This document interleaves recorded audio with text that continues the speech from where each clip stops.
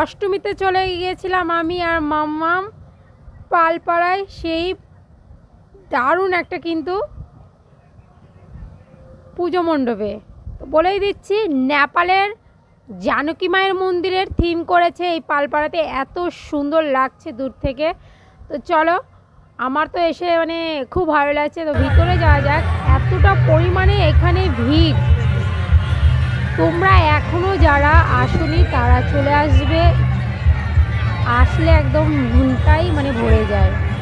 খুব সুন্দর করেছে কিন্তু। আমি এটা দেখেছিলাম।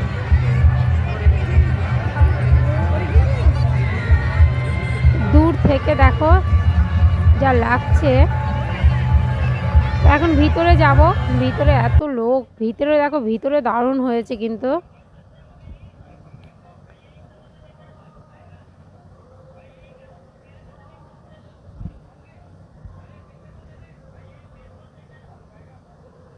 দূর দূর থেকে লোকজন এসেছে এখানে।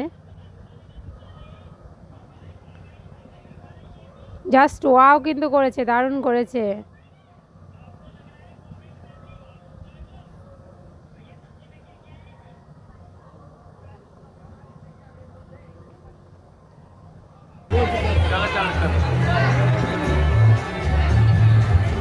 দারুণ। এবার মার দর্শনটা হয়ে যাক।